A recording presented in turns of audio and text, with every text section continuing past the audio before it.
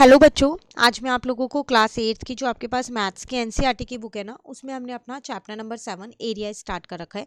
तो आज की क्लास में हम लोग फिगर इट आउट के क्वेश्चंस करने वाले हैं। पेज नंबर 164 पे ये आपके पास 3 क्वेश्चंस है, 4 क्वेश्चंस है टोटल 6 to 9, जिनको हमें कंप्लीट करना है। क्वेश्चन नंबर 1 to 5 चैनल पे अपलोड है, बाकी पूरा चैप्टर भी चैनल पे अपलोड है, आप वहाँ से कर सकते हैं। तो चलिए स्टार्ट करते हैं हम अपने क्वेश्चन नंबर 6 से। इसमें आपसे क्या कह रहा है, give a method to obtain a rectangle of the same area as a given triangle. आप एक ऐसा मेथड बताओ जिससे आप एक रेक्टेंगल ऑब्टेन कर सको पर उसका एरिया सेम हो जो कि एक ट्राइंगल का एरिया है। तो ट्राइंगल का एरिया आपको पता है हाफ बेस इनटू हाइट होता है। तो आपको रेक्टेंगल उसी तरीके से बनाना है कि उसका एरिया भी सेम है जो ट्राइंगल का एरिया है। तो आपको करना क्या है, यहाँ पर सिंपली आप एक रेक्टेंगल कंस्ट्रक्ट कर लो। तो आप यहाँ पर लिख दो, construct a rectangle with length half of the base of the triangle, half of the base of the triangle, and breadth same as height of the triangle, क्योंकि हाफ बेस इंटू हाइट ही लगता है तो उसी के according बनाएंगे।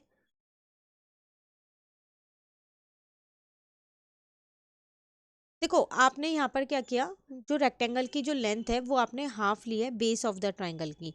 तो मैं यहाँ बेस ऑफ द ट्राइंगल को क्या मान लेती हूँ, लेट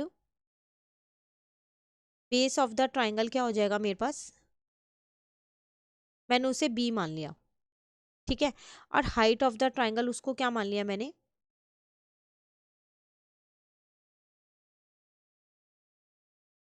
उसको मैंने एच मान लिया। तो अब मैं लेंथ ऑफ रेक्टेंगल यहाँ से निकाल सकती हूँ। तो लेंथ ऑफ रेक्टेंगल मेरे पास क्या आ जाएगी, क्योंकि मैंने बेस का हाफ माना है तो b/2 आएगी, ठीक है। और ब्रेथ या फिर विड्थ जो भी आप लेना चाहो, तो ब्रेथ ऑफ रेक्टेंगल क्या आ जाएगी मेरे पास, वो आ जाएगी मेरे पास h, क्योंकि वो मैंने सेम एज हाइट माना है, ठीक है। यहाँ तक आप चाहो तो ब्रेथ को हाफ ले सकते हो और लेंथ को सेम ले सकते हो जो बेस है, किसी भी एक को आपको हाफ लेना है, ठीक है। नाउ इन डायमेंशन से अगर मैं एरिया ऑफ ट्राइंगल निकालती हूँ तो वो मेरे पास आ जाएगा हाफ बेस इंटू में हाइट, यही आएगा। और अगर मैं एरिया ऑफ रेक्टेंगल निकालती हूँ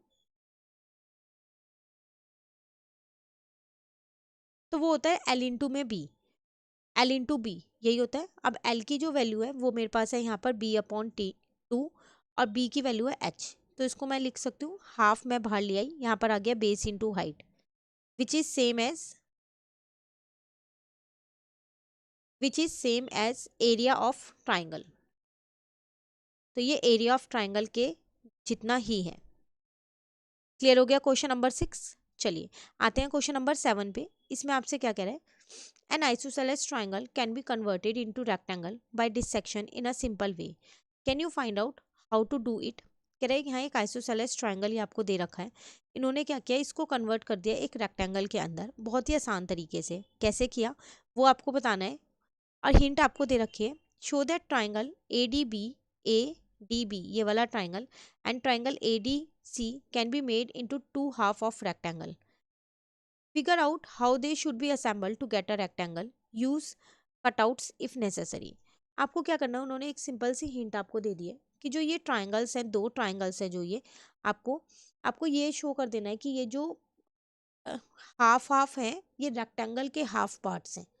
और इसको उन्होंने इस तरीके से अरेंज कर दिया कि वहाँ पर एक रेक्टेंगल बन जाएगा, हम उसमें कटआउट्स का भी यूज़ कर सकते हैं। तो देखो इसे करेंगे कैसे। तो देखो इतना आपको पता चल गया कि ये दो आइसोसेलेस ट्राइंगल है, तो मतलब ये हम कह सकते हैं कि दोनों ट्राइंगल सेम मैं यहाँ पर प्रूव कर सकती हूँ इनको कॉन्ग्रुएंट प्रूव करके। तो वो आसानी से कॉन्ग्रुएंट हो जाएंगे। पहले हमारे को क्या क्या चीज़ें गिवन है हम सिंपली यहाँ लिख लेते हैं।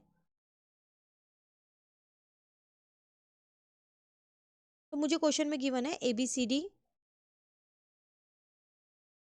Triangle ABC is a isosceles triangle,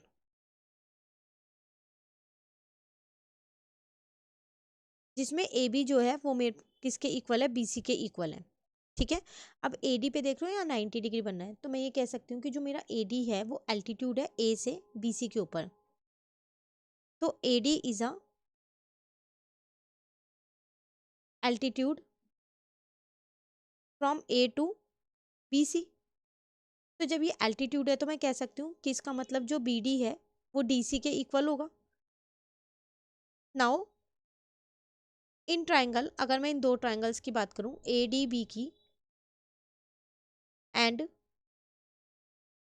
triangle ADC की, तो इसके अंदर एक तो मुझे दोनों में AD साइड जो है वो कॉमन मिल रही है, मैं यहाँ कॉन्ग्रुएंट प्रूफ कर रही हूँ। उसके बाद एक चीज मुझे यहाँ पर ये मिल गई कि जो मेरा DB है या फिर जो BD है वो किसके इक्वल है, यहाँ DC के इक्वल है। ये अभी हमने यहाँ पर प्रूफ किया है। और मुझे आइसोसेलेस ट्राइंगल है तो एक चीज गिवन है कि जो AB है वो BC के इक्वल है, ये मुझे क्वेश्चन में गिवन है। तो यहाँ से मेरे ये दोनों ट्राइंगल्स जो है वो कॉन्ग्रुएंट प्रूव हो गए। ट्राइंगल ADB जो है वो कॉन्ग्रुएंट है ट्राइंगल ADC के।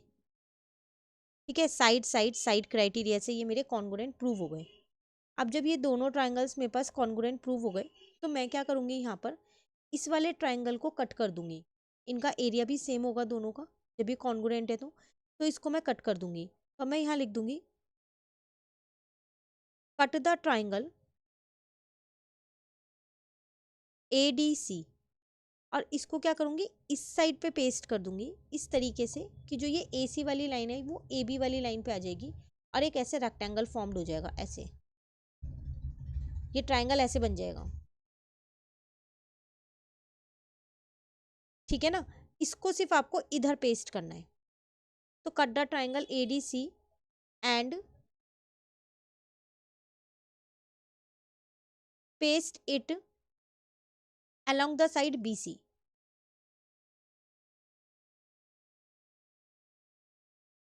along the side AB के साइड पे उसको क्या करो, आप पेस्ट कर दो। इस तरीके से पेस्ट करना है इस ट्रायंगल को इधर, कि AC जो है वो BC पे आ जाए। ठीक है, जब वो AC BC पे आ जाएगी तो आप देखोगे कि आपका यहाँ पर क्या बन जाएगा, ये वाला ट्रायंगल तो आपके पास ऐसे ही रह जाएगा, ABC ABD, ये तो ऐसे ही रह जाएगा और ये वाली लाइन इस साइड पे आ जाएगी।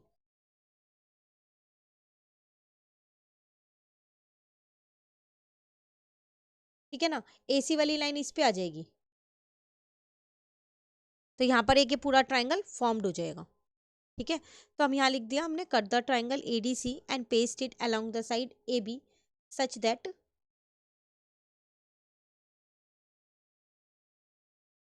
दे फॉर्म अ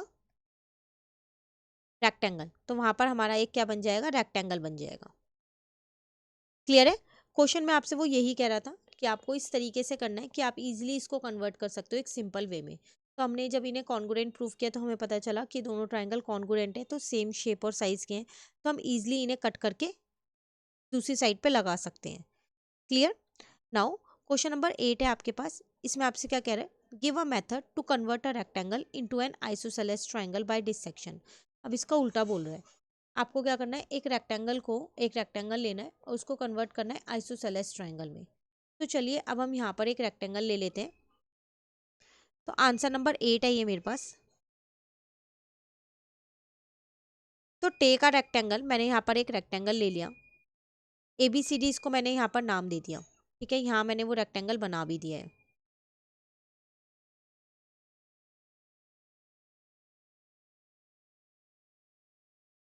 ठीक है, अब मैंने यहाँ पर क्या किया, इसका एक मिड पॉइंट बना लिया है जिसको मैंने M नाम दिया और उसको बाकी के दोनों वर्टिसेस से ज्वाइन कर दिया।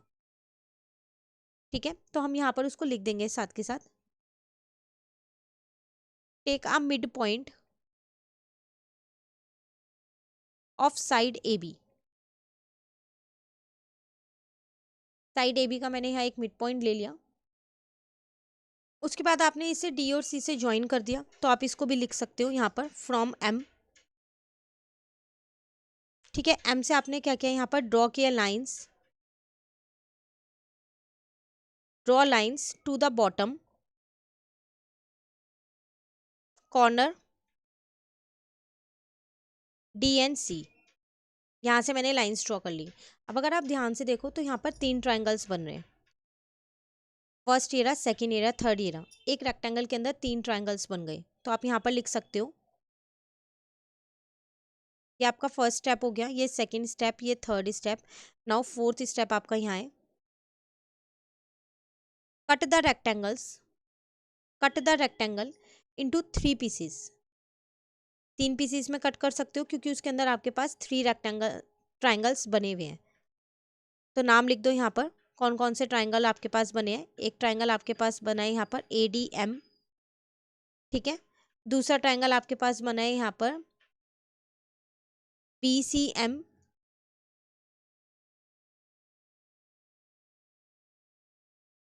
और तीसरा ट्राइंगल जो आपके पास सेंट्रल वाला है, ये वाला DMC।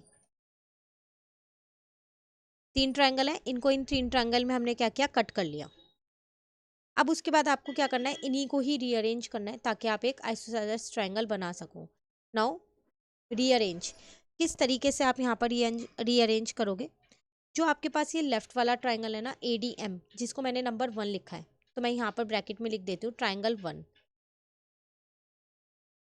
ठीक है। ये वाला मेरे पास है ट्राइंगल 3, और ये वाला मेरे पास है ट्राइंगल 2। तो ट्राइंगल 1 को आपको इस तरीके से अरेंज करना है, इसको इस तरीके से फ्लिप करना है कि जो आपके पास ये दूसरी साइड होगी ना, यहाँ वाली साइड, ये वाली जो साइड होगी, ये वाली जो साइड होगी आपके पास, इस तरीके से करना कि ये दूसरी साइड जाके शिफ्ट हो जाए और वो दोनों इक्वल आ जाए। तो इनको सिंपली हम लिख सकते हैं, देखो यहाँ पर आपके ये 3 ट्राइंगल्स बने हैं। एक ट्राइंगल आपके पास ये वाला बन गया जिसका नाम था ADM, ठीक है। एक ट्राइंगल आपके पास ये वाला बन गया, ये वाला बन गया यहाँ पर BCM। तो आपको सिर्फ इन दोनों को ही फ्लिप करना है, इसी से ही आपका क्या बनेगा, आइसोसेलेस ट्राइंगल बनेगा। कैसे करोगे वो मैं यहाँ पर स्टेप्स में लिख रही हूँ, उन्हें देखो पहले। तो आपको रीअरेंज करना है किस तरीके से,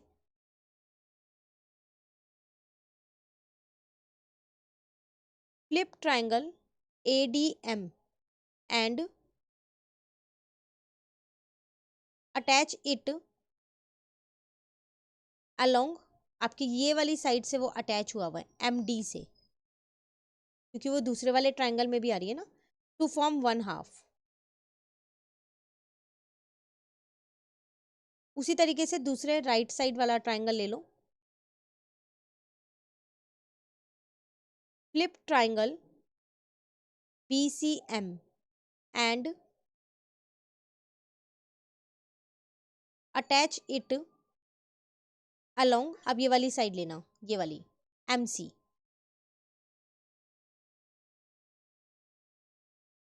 to form other half, 2 half मिल जाएंगे और आपके पास क्या हो जाएगा, एक आइसोसेलेस ट्राइंगल बन जाएगा। This create an isosceles triangle. Clear. तो ये वाले दोनों ट्राइंगल्स इस तरीके से निकालने हैं और इनको फिर अटैच करना है। तो इससे आपका क्या बन जाएगा, एक आइसोसेलेस ट्राइंगल बन जाएगा। कैसे बनेगा, क्योंकि रेक्टेंगल की ये दोनों साइड्स इक्वल हैं। जब आप बनाओगे तो ये दोनों साइड्स इक्वल आइसोसेलेस में भी आएंगी, और आइसोसेलेस ट्राइंगल की तो होती ही 2 साइड्स इक्वल है। क्लियर है। चलिए आगे चलते हैं। अब यहाँ पर एक लास्ट क्वेश्चन रह गया, फिर ये वाला टॉपिक कंप्लीट। इसमें आपसे क्या कह रहा है, विच हैज़ ग्रेटर एरिया, बताओ किसका एरिया ज़्यादा होगा, एन इक्विलेटरल ट्राइंगल का या फिर square of the same side length as a triangle का। मतलब एक इक्विलेटरल ट्राइंगल का एरिया ज़्यादा होगा, या फिर एक स्क्वायर है जो ट्राइंगल की साइड लेंथ है ना, वही उसकी साइड लेंथ है। Which has greater area, 2 identical equilateral triangle का एरिया होगा ज़्यादा, या फिर square of the same side length as a triangle का ज़्यादा होगा। तो 2 क्वेश्चंस आपसे यहाँ पूछे गए हैं। तो 2 केसेस हैं, पहले फर्स्ट वाला केस सॉल्व करते हैं जिसमें एक इक्विलेटरल ट्राइंगल है। तो मैंने यहाँ पर लिखा आंसर नंबर 9 अपना, केस 1 लिया, ठीक है।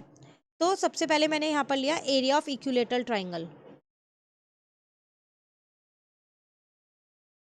तो देखो इक्विलेटरल ट्राइंगल का अपना एक एरिया होता है, आप उसको याद रख लो उस फॉर्मूले को, √3/4 साइड का स्क्वायर। तो मैंने यहाँ A² ले लिया और यहाँ ब्रैकेट में लिख दिया side is equals to A मैंने माना है। तो √3 की अगर मैं यहाँ पर वैल्यू पुट करती हूँ तो आपको पता है वो 1.732 अप्रॉक्स में होती है, डिवाइडेड बाय 4 A²। जब आप इसको इससे डिवाइड करोगे तो 0.433 a² आपका आंसर आएगा। ये एरिया आया इक्विलेटरल ट्राइंगल का। अब मैं अगर यहाँ एरिया ऑफ स्क्वायर निकालूं तो वो बोला था कि जो स्क्वायर की साइड है ना वो ट्राइंगल वाली साइड की सेम वही लेंथ है दोनों की, तो इसका फॉर्मूला होता है साइड इंटू में साइड। तो इसका मतलब ए इंटू में ए, तो मेरे पास जो एरिया है वो a² आ जाएगा, ठीक है, जिसको मैं 1a² लिख सकती हूँ। तो अगर आप ध्यान से देखो इन दोनों के केस में इसका एरिया इतना है और इसका इतना है, तो स्क्वायर का ज़्यादा है, तो हम यहाँ लिख देंगे area of square is greater than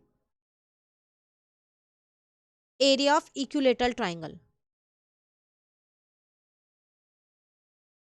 ठीक है, दूसरे केस में बोल रहा था कि आपके पास दो इक्विलेटरल ट्राइंगल हैं, एक नहीं है दो हैं, तो इसका मतलब आप दोनों का एरिया निकालोगे, और ऐसे ही आपके पास जो है वो स्क्वायर है, एक ही स्क्वायर है, इक्विलेटरल ट्राइंगल दो हैं, स्क्वायर एक है। तो केस 2 लेते हैं अब हम यहाँ। तो area of one equilateral triangle, एक इक्विलेटरल ट्राइंगल का एरिया कितना आया था मेरे पास 0.433 कुछ आया था, है ना, एक बार ऊपर से देख लेते हैं। 0.433 a²। तो इसका मतलब area of two equilateral triangle कितना आएगा, और आपसे कह रहा है आइडेंटिकल इक्विलेटरल ट्राइंगल है, तो डायरेक्ट 2 से इंटू कर सकते हो। तो मैंने इसे 2 से इंटू कर दिया, तो 0.433 a²। तो मेरा आंसर आ गया 0.866 a²।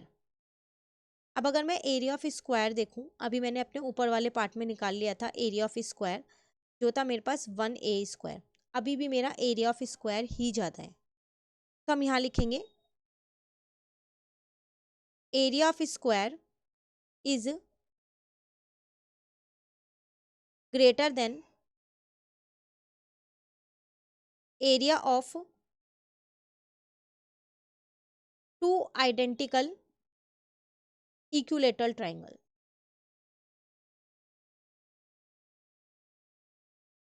क्लियर? तो ये था आपके पास क्वेश्चन नंबर 9। कंप्लीट होता है ये वाला टॉपिक हमारा, इसी के साथ ये चैप्टर भी कंप्लीट होता है। बाकी सारे क्वेश्चंस चैनल पे अपलोड है, आप वहाँ से उन्हें कवर कर सकते हैं। कहीं भी दिक्कत लगे कमेंट करके पूछ सकते हैं। बहुत जल्द हम इस चैप्टर के इंपॉर्टेंट क्वेश्चंस करने वाले हैं, तो अगर चैनल नहीं सब्सक्राइब कर रखा तो जल्दी से सब्सक्राइब कर लीजिए। Thank you.